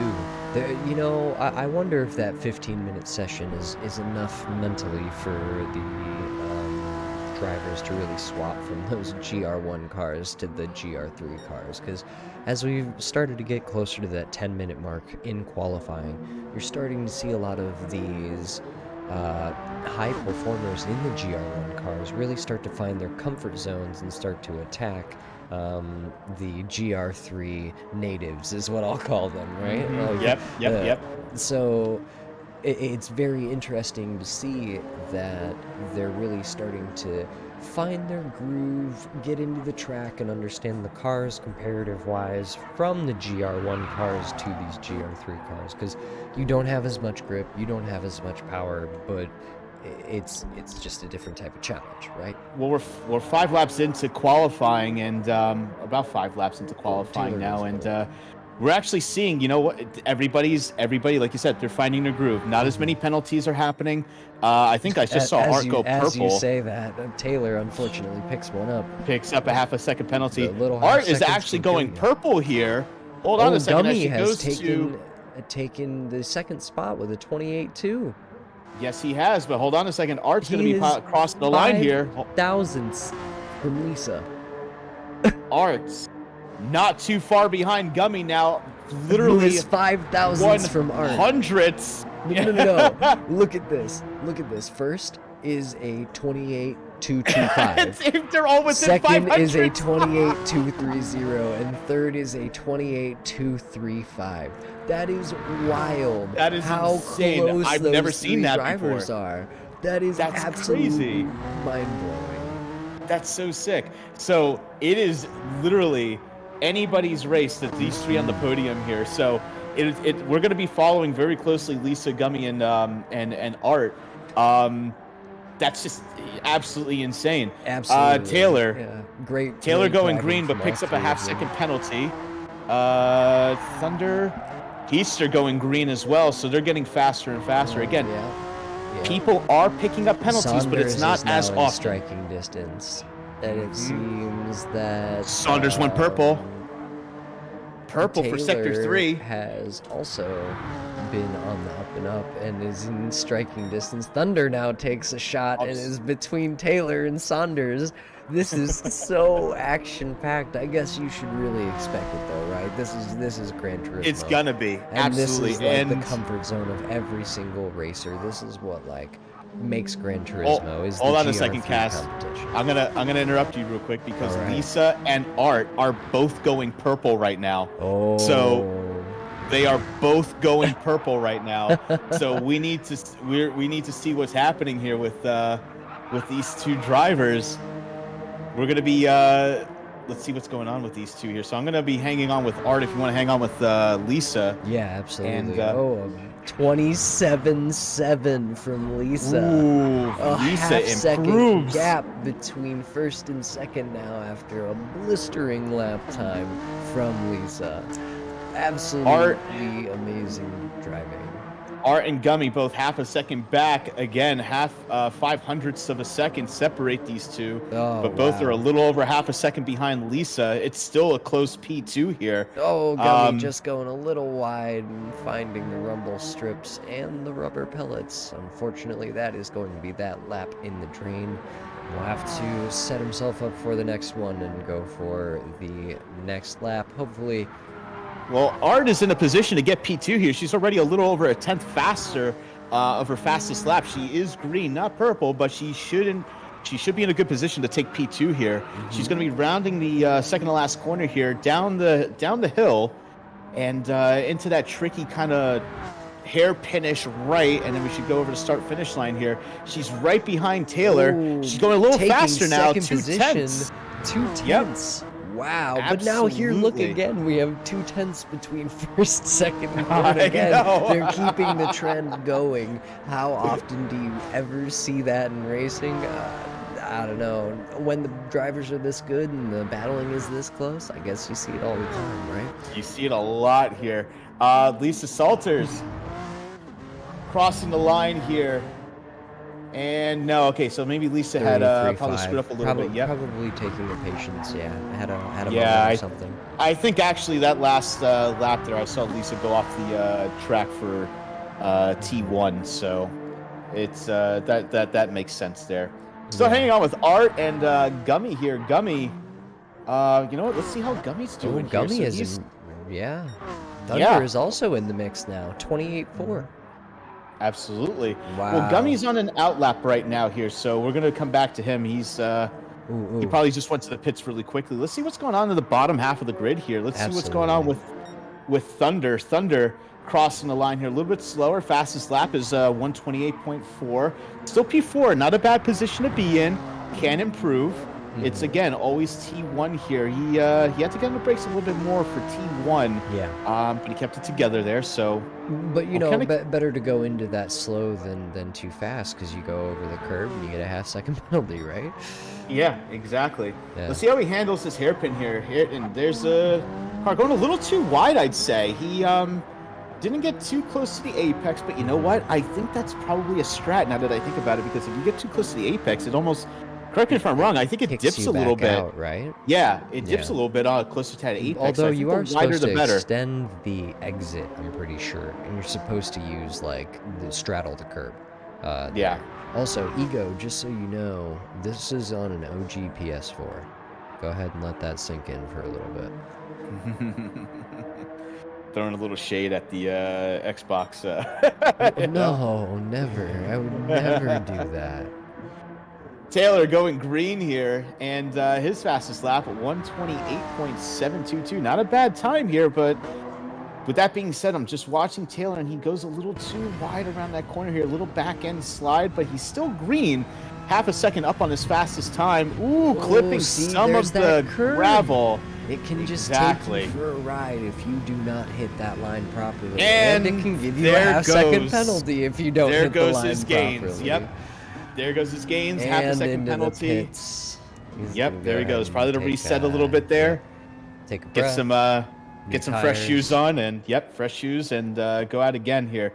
Sit down to Saunders. Saunders, 139.4. So I think Saunders is just kind of still getting used to the track, and maybe left and came back. Don't know, but. You know, I have to say, though, looking at Taylor's times, like, Taylor might not be running quite, like, the best times, right? But, like, 28.7, you're within striking distance of all of these people above you, right? More or less. I would say, like, Gummy... wow, Gummy has actually overtaken Art again now. And has run and Lisa's, holy shit. Lisa's still at a 127.3, and Art, she's got some ground to make up now. She's really gunning for her 27. At 28 dead, you know she's like, I gotta get this 27. So she wants it. She wants it. She can push her car, but you know.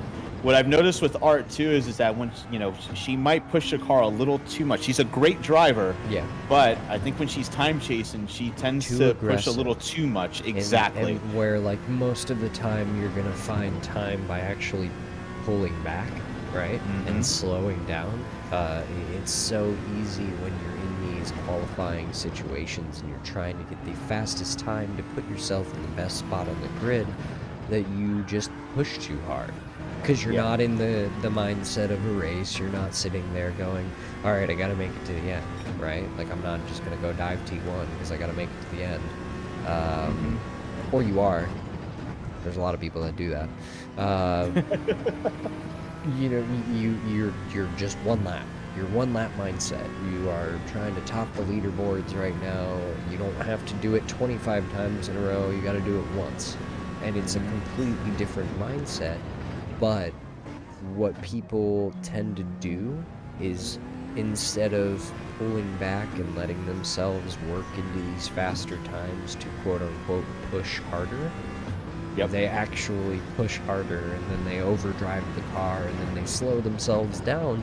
And especially going into such drastic brake zones like this track has, into the hairpin at turn 1 and the hairpin at turn 2, if you aren't focusing on where you're braking, setting a really good braking marker so that you go into those crucial corners with the most speed possible, you just absolutely demolish your lap time.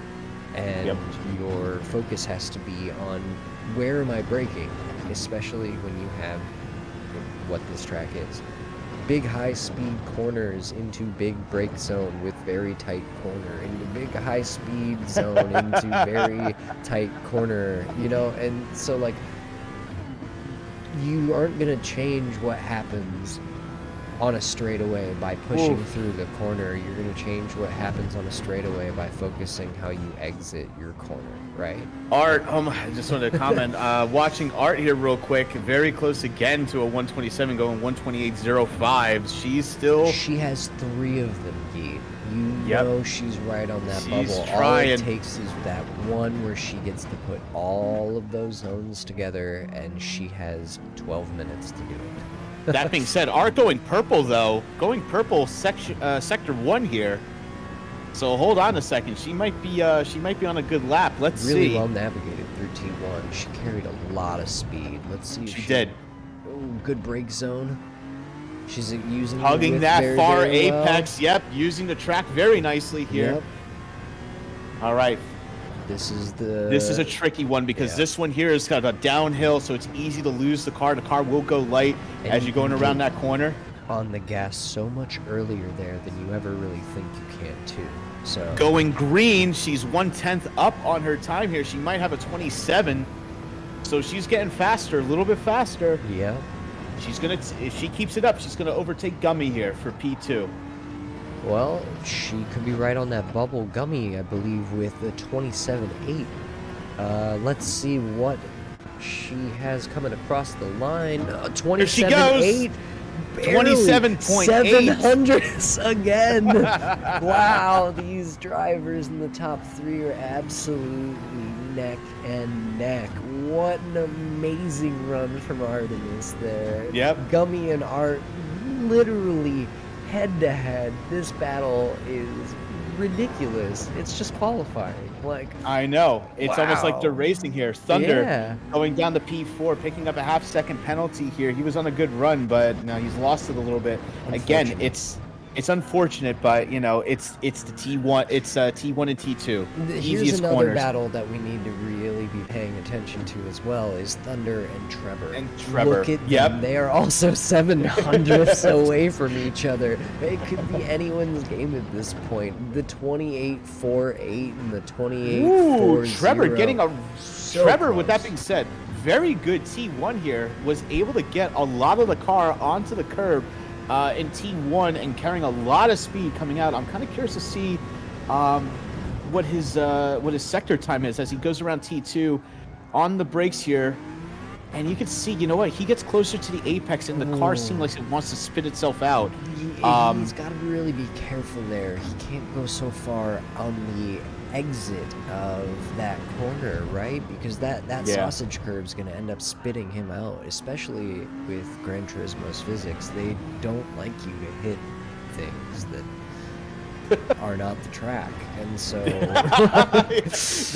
that was perfect. That was perfect commentary. The game doesn't like you to hit things that are not the track. yeah, I mean that's just how it is, right? Like I'm not kidding. Like if you've never touched grass in Gran Turismo, it's an experience. It's normally a 360 or a 180, but it's an experience. So you just really have to be careful, and those sausage curbs are no joke, because we really see Trevor really putting the car through that corner and trying to get through those last Gummy coming back, by the way, sections P2. really fast. Ooh, Art, get it onto the dirt there a little bit. Dirty tires now she's got to contend with. So she's probably once going to again have the 0.2 gap returning between Lisa, Gummy, and Art, who have literally just been battling this out the entire time. She's gonna write this lap off as she gets her tires clean, but reset again. She still has some time to get another lap or two in. Going purple through that sector is Gummy, though. Gummy, hold on a second. Gummy may be on a very fast lap here. Gummy Hold on, let's take a look really here. pushing it. See, he's not quite cutting as far as, say, Trevor or Thunder have been, and he's keeping the car more stable through that corner.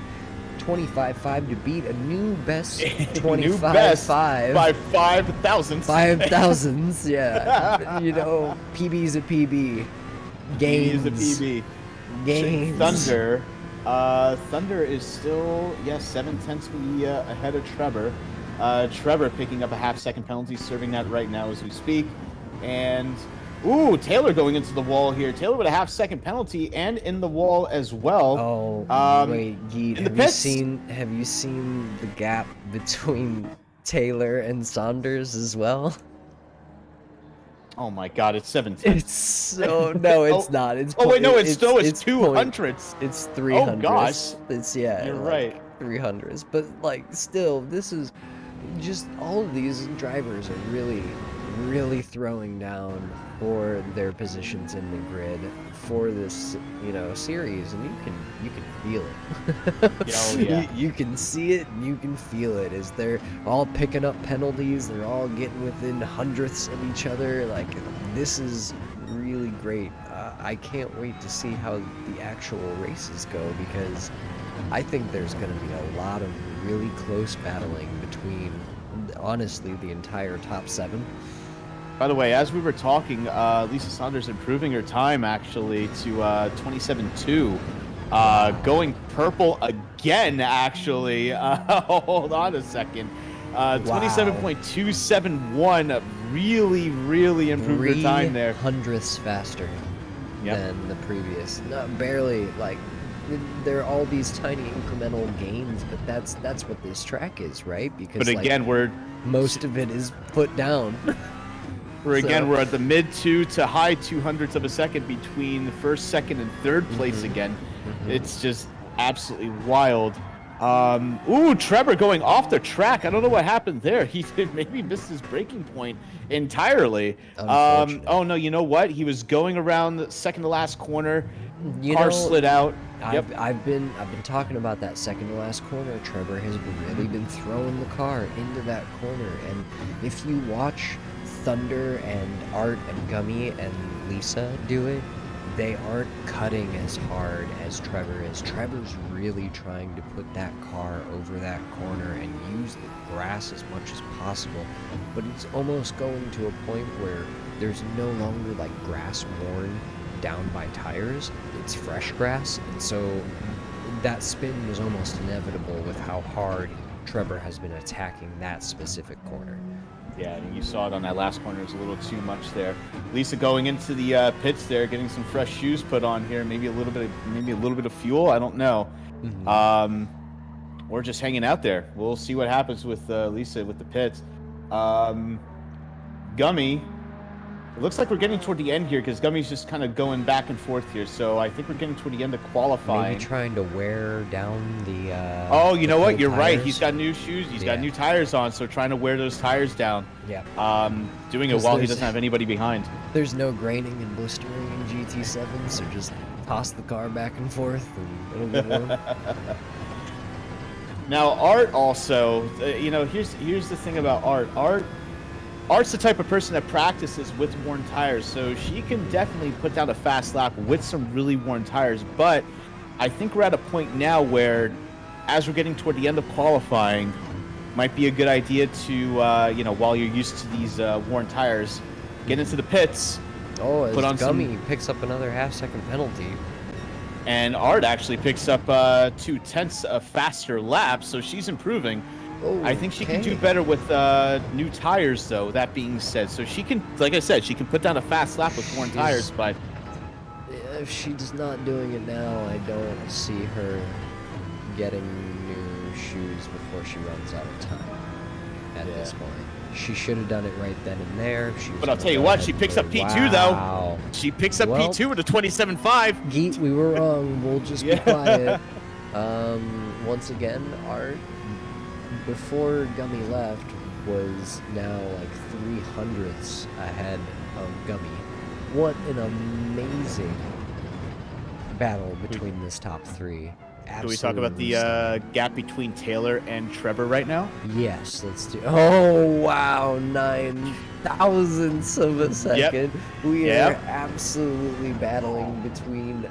See, that's 4 minutes left. The top 7 of this this group really they've just been absolutely battling it out, and you know there are still the dark horses in the back who could really find their strides and aren't running bad laps at all. 29.3 is not slow, right? Like, it's still a fast lap.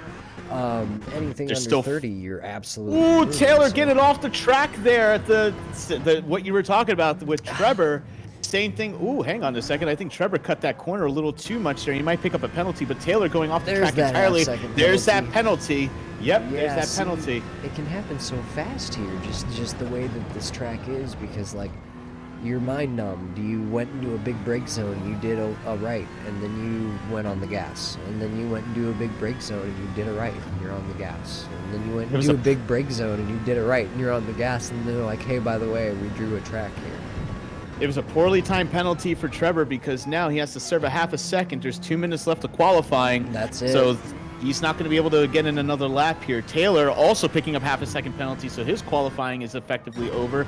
Yep. Thunder Runner, as he crosses the line here, will he improve his time? No, he was back. I think he had lost traction and spun a little bit, so he was 6 seconds up on his last lap. Ooh, but pay attention here. Look at this. The last minute, 30 seconds. Oh, I don't know if Lisa's going to have enough time. I guess it started. It's within the window. But this could be the last lap. But notably, Lisa has new shoes and just got done warming them up.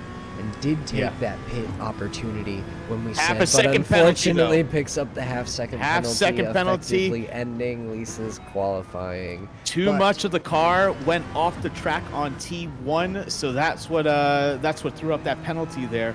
Art still on. She's going to be on her last lap here, and let's see if she's going to improve her time at all as she finds her way around the second to last corner here, downhill left.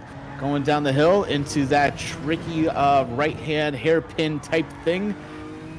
Crossing the line. Will she improve her time? I don't think she will. No, she's going 29. Yeah. But still, you know, look at these drivers. Look at them. 27, 27, 27, 31. But I guess, like, Lisa's been doing very big, like, pausing and trying to get as much open air. But, like, Art here, look at this. 30, 28, 27, 27, 28, 28, 29, 27, 27, 28. Just going, you know what I mean? And I think that this might be why Lisa has an advantage and why Lisa has now taken both of these qualifying sessions, you know, at the end of the day. Is because these drivers are just going at it, right? Like, you look at Art and she's just going and going and going and going and going. And now we look at Lisa, right? When fucked around, like, you know what I'm saying? Like, but you know, they're all driving really, really fast times, but Lisa's really thinking about the positioning on the track to allow himself to run those times, right? You know, crazy. The thing that stands out to me is that all these drivers are capable of 28 and 20 seconds. They're all going to be within the second of each other's pace. Yeah. And that on its own is going to be will equal some really good racing, because everyone here, if you look at those times, you're going to see either a 27 or a 28. They're all do you see under a one time 30 consistently. Yeah. Whether you see a one time or a few times, they're all going to provide some really good racing here. Yeah. But Lisa, again, keeping in the pits, keeping the last little bit out here, just kind of relaxing, maybe just, and that could also be a strategy too, as well, seeing how, Lisa's in the pits. It's done. Technically, we're at 31 minutes, so like everyone is if they started their laps prior, so like even like Saunders' lap right now, this doesn't count. Yeah. And has a 2-second penalty. Thunder's lap that he's on right now doesn't count, right? So like it's done, it's over, effective. This is our grid, more or less. I think we dropped 1 or 2 people. Oh no, Gummy's back. Okay. So yeah, this is our grid. Yep. We have Lisa Saunders again taking P1, but with Art and Gummy literally nipping at the heels. That could be quite the battle to watch. And then we have another like small split, another 0.4, right? We have Saunders and Thunder within 0.1 of each other. And then we have Heathster and Haley coming in on rounding out the back, but I'm pretty sure that Taylor and Trevor were both right in the mix with Thunder and Saunders. They're right in the middle. Yeah, they were close to the middle pack. They were all within like 0.1 of each other. So there's going to be a lot of battling, I think, and there's going to be a lot of very entertaining racing, because at the end of the day, you're going to have multiple battles happening across the track, and you're going to get to see these packs, although there will be packs that form, right? I think they're going to be tight, and it's going to be good battles. This is going to be, if anything, I would say, I'm more excited for this based on qualifying than I am with the Gr1 cars. The Gr1 cars are going to be awesome. They're going to be fast. Yeah. There's going to be a lot of tactics, or a lot of strategy on those cars. But with the close racing and the close times that we've seen here, this is shaping up to be the race to watch for sure. Yeah, I definitely agree with that. I think there's going to be so much that's going to just happen in these Gr3 cars. And the other thing that's going to be interesting is to see what our top 3 pick. What cars, because they're all in the NSX today, right? And maybe some of the people further down the grid don't drive the NSX as well as the car they're going to pick, right? So there's just so much to this Gr3 group, and I agree with you. I'm extremely excited for this set of races, because there's going to be a lot of tight battles. I think everyone will get to find their own comfort car. And that might not be the NSX that they were forced to drive today, and that means that they could do better just by being in something that they are better at driving, or enjoy driving more, or whatever it might be. Because mindset's huge. If you don't like a car, if you don't like a track, that can absolutely ruin your potential for a good qualifying. But that's not next week as well. You know what I'm saying? So I'm really excited to see moving forward what everyone ends up picking. Yeah, it's going to be interesting for sure. But like we said, we saw qualifying happen here. I think that's it for tonight for GT7 when it comes to qualifying. Yeah. So, if you guys want to learn a little bit more, talk to some of the race drivers and maybe see what's happening with the A3T group. Make sure to join their Discord here. I think there's a command for that, right, in the chat. Yes, A3 exclamation point A3T. Sorry, I apologize. I realized it was Discord turning off my music, and I did not have it. So I was trying to fix that really quick. But Exclamation point A3T. You can find out a little bit more about the sim racing community over there and join in if you are a Gran Turismo player. They are always looking for more people who love racing and love keeping it clean to join in on the fun. The more that we grow, the more that we get good races and are able to enjoy our Do fun time. stuff like Yeah, this. Yep, exactly. Please stop pausing my music. Oh, Discord. That's great. Yeah. But with that being said, I think that's we're gonna sign off now. Yeah. We'll go Sounds find good to me. someone to raid here. Actually, raid Art. Art's still on, so give her a. Staying on. Okay, I think she is. We'll Yeah. raid Art then. Yeah, we'll raid Artemis. All right. Pleasure. Pleasure casting with you, Cast. Yeah, absolutely. That was a total blast. I am very it was excited a lot of for fun. more. And I can't wait to see what the future brings for the league and the casts themselves. And Geet, I always had a feeling it would be this fun gasting with you, and it would be a of course good it's time, fun. But like, yeah, that was a blast, and I can't wait to do it again. So we'll go ahead and raid on over to Art. She's actually shitting on us in terms of viewership. With that being said, we'll have to do more to push this cast for the entire race, where we get to look at everybody's point of views and talk about them and talk about the cars and talk about the races. But with that being said, I have been Cast Haste. This is my buddy Geet. Yay. We will see you next time.